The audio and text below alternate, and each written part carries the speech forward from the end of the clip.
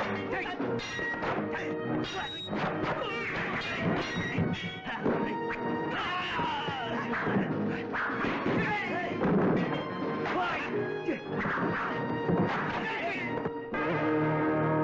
龙，你要是条汉子，就出来跟我斗一斗。你就死在眼前了。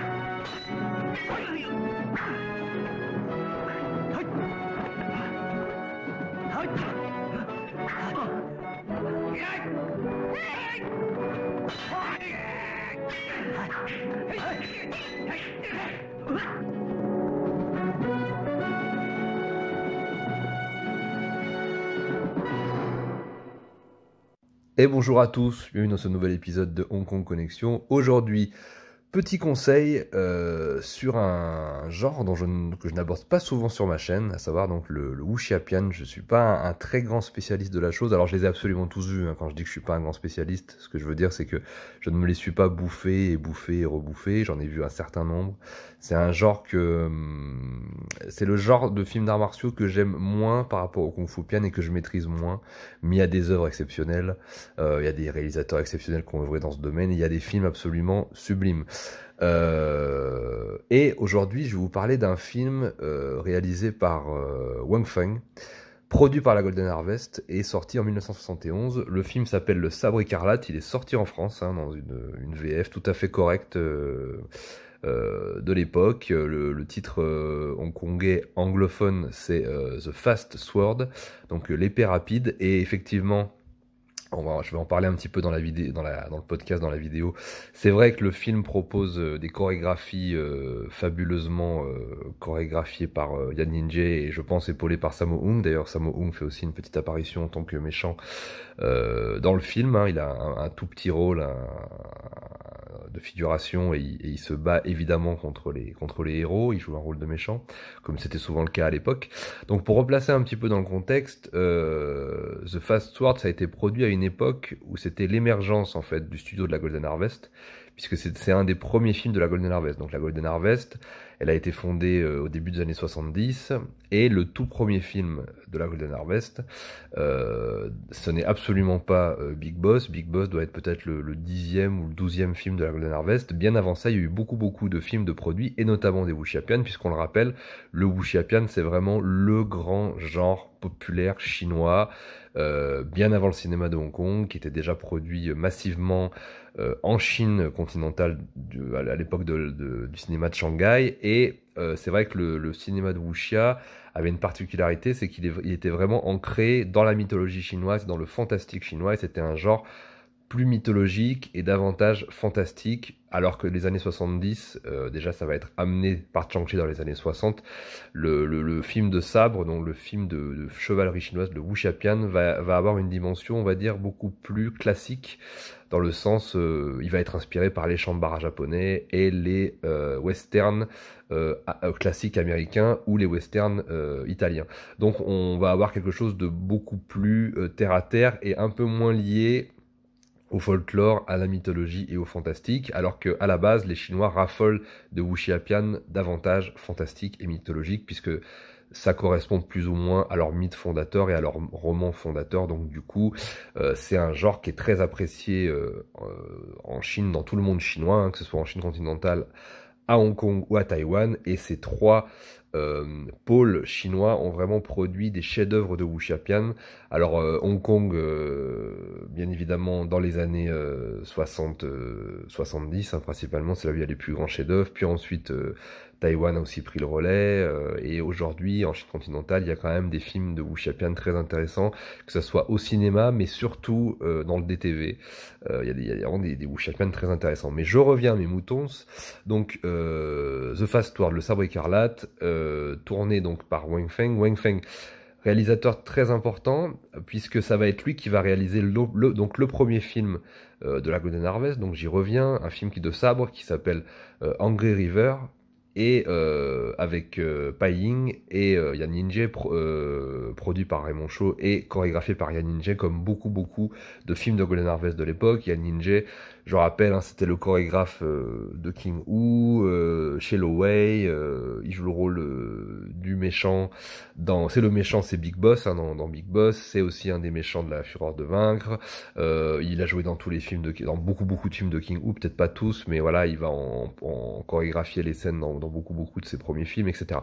Donc, et ça va être aussi, alors la particularité, c'est qu'Yan Ninjay va aussi être le grand chorégraphe de la Golden Harvest et le mentor de Sammo Hung, mais ça va pas être le seul mentor de Sammo Hung, puisque Wang Feng, donc le réalisateur du Sabre écarlate, est également donc le réalisateur du premier film de la Golden Harvest, donc Angry River, et ça va être également le mentor de Sammo Hung, puisque toute cette petite équipe là formée par Raymond Shaw, donc Sammo, Lo Wei, Yan Ninjay, tout ça c'est une petite équipe, ça va être un peu des anciens de la Shaw Brothers que Raymond Shaw va rameuter et qui vont travailler pour lui, qui vont donner les années 70, en tout cas le ton des films d'arts martiaux des années 70, jusqu'à l'émergence de Sammo en tant que réalisateur, puis de Yuen Woo-ping, puis de Jackie Chan, etc. Et vous connaissez le reste de l'histoire. Donc les années 70 et la Golden Harvest, c'est vraiment une phase très importante de l'histoire populaire martiale du cinéma de Hong Kong.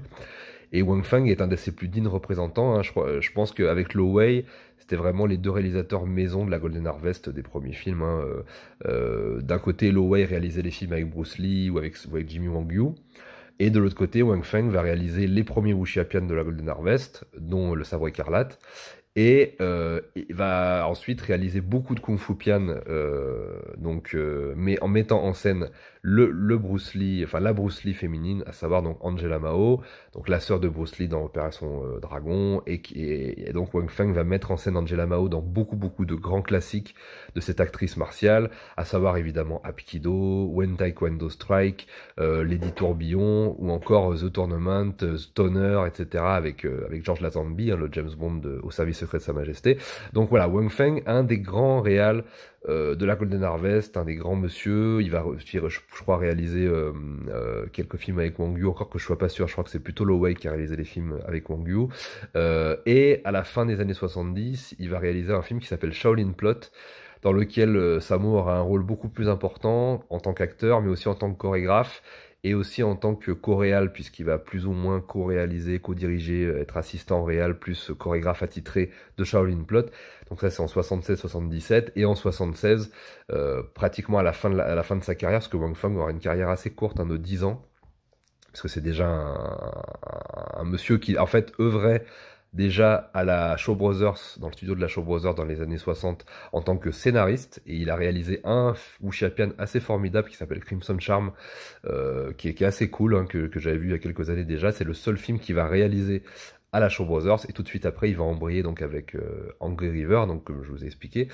Et ensuite, donc à la fin des années 70, il va passer le relais entre guillemets à Sammo Hung, et c'est vraiment Wang Feng un peu le mentor, alors autant Yan Ninjay c'est le mentor au niveau de la chorégraphie pour Sammo Hung, autant Wang Feng c'est vraiment son mentor en termes de réalisation, et ça va vraiment être le passage de flambeau avec Le Moine d'Acier, hein, le fameux premier grand film, la première réalisation de Sammo Hung, grand classique instantané, qui va être réalisé par Sammo, chorégraphié par Sammo, mais aussi un peu chapeauté par son maître, Wang Feng, que ce soit évidemment dans l'écriture, puisque c'est Wang Feng qui va écrire le film, et c'est aussi un petit peu lui qui va l'aider pour la réalisation, qui va le co-réaliser entre guillemets, et après Le Moine d'Acier, Wang Feng va réaliser 2-3 films, et après il va mettre fin à sa carrière au début des années 80.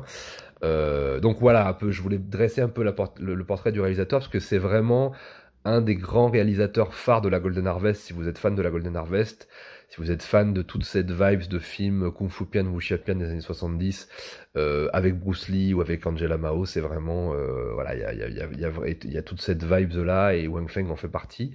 Et ça va être en plus le maître de Sammo pour la réalisation, tout comme Clint Eastwood a eu comme mentor Sergio Leone et puis Don Siegel, hein. C'est un peu voilà les deux mentors de Sammo, c'était évidemment King Hu et Wang Feng en tant que réalisateur. Donc je reviens au film en lui-même. C'est c'est un film assez classique, hein, avec une histoire assez simple.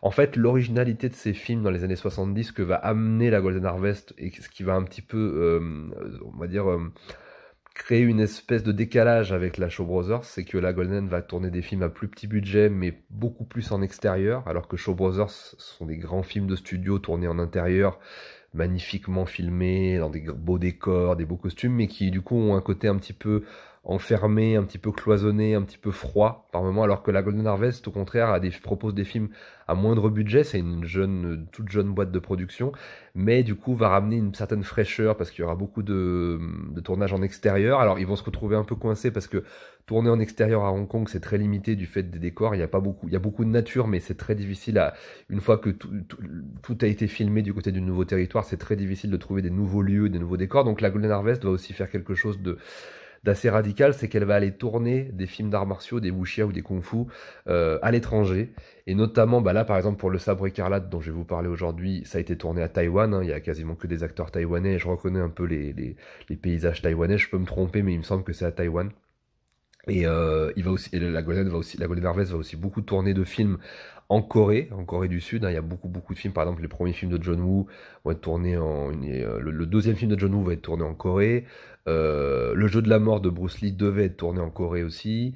Il y a beaucoup de films, voilà, qui vont être tournés en Corée aussi par la Golden Harvest. Ils vont aussi aller en Thaïlande, hein, notamment dans Big Boss, mais plus tard avec Shanghai Express, par exemple. Shanghai Express a été tourné en partie en extérieur en Thaïlande, et puis par moment au Japon, aux Philippines, en Indonésie, etc.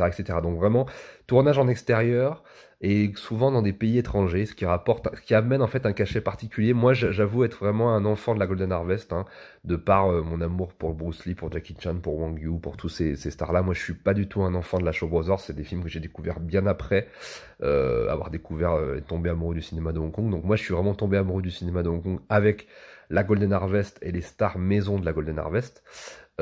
Et du coup, moi, les cachets me touchent beaucoup plus. Voilà, tournage en extérieur plus ensoleillé. Alors, histoire plus simple aussi, c'est-à-dire que c'est un petit peu le défaut aussi des films de la Golden Harvest, c'est que les films de la Shaw Brothers ont quand même une dimension bien supérieure aux films de la Golden Harvest, que ce soit déjà les réalisateurs, hein. Il y avait quand même entre Lee Han-xiang, King Hu, Chang Che, Chu Yan et Liu Chiang, pour ne citer que ceux-là, ou Oh Meng-hua. Voilà, à côté, la Golden Harvest, dans les années 70, au niveau des réalisateurs, faisait quand même pas le figure. Il y aura des réalisateurs beaucoup plus prestigieux, pardon, dans les années 80, mais c'est vrai que dans les années 70, voilà, c'était une toute jeune boîte de prod, donc il n'y avait pas encore ces grands réalisateurs. Mais voilà, Wang Feng et Lo Wei sont quand même des bons réalisateurs, beaucoup plus classiques dans leur approche, dans leur mise en scène, mais des réalisateurs très intéressants.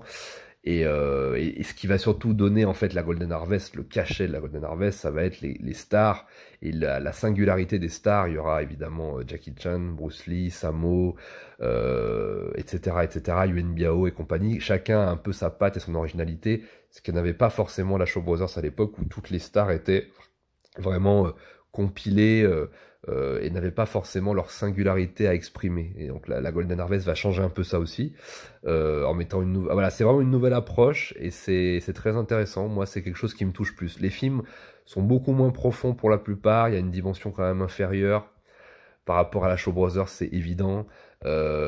Par exemple, dans le Sabre écarlate, le film que je traite aujourd'hui, même si j'ai fait une longue digression sur la Golden Harvest, mais ça me semblait nécessaire. Il y a par exemple à la fin du film, le méchant possède 3 lames pour combattre 3 combattants, 3 sabreurs en même temps, et on pense évidemment à la Rage du Tigre qui est sorti quelques mois auparavant. Donc forcément, en termes d'histoire, en termes de profondeur, en termes de dimension, on a tout vu mieux dans les films de la Shaw Brothers dans les années 60 et au début des années 70. Donc évidemment, ils n'inventent rien à ce niveau-là.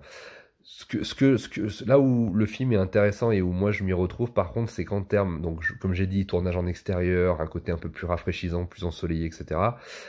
On retrouve également une certaine dynamique que je trouve n'avait pas forcément les films de la Shaw Brothers. Alors toute proportion gardée, hein, il y en a énormément qui sont quand même comme ça, mais moi j'avoue être beaucoup plus attiré par alors, les combats par exemple dans le Sabre écarlate, c'est beaucoup, c'est du combat très rapide. Il y a énormément de combats, c'est-à-dire que effectivement il y a une dimension inférieure par rapport à la Shaw Brothers, mais en termes de scénographie, d'action, de mise en scène, de rythme, etc. et de quantité de combat. C'est évident que là, par contre, je m'y retrouve totalement. Si vous êtes des amateurs de cinéma d'action et de cinéma wuxia où ça bouge, là, vous allez être servi parce que c'est ultra dynamique. Il y a vraiment des scènes tournées en contre-plongée où les sabres s'entrechoquent de partout. C'est vraiment ultra bien rythmé, ultra bien filmé, ultra bien mis en scène. Au niveau du combat, c'est très très généreux. Donc voilà, là, voilà, c'est la partie que joue la Golden Harvest à ce niveau-là. Ça va vraiment être l'action, le rythme. C'est vraiment radical, ça tranche, si je puis dire, par rapport à la Shaw Brothers, qui est beaucoup plus sophistiqué. Là, on est vraiment dans du cinéma un peu plus bourrin, un peu plus crade, j'ai envie de dire, mais où c'est beaucoup plus assumé.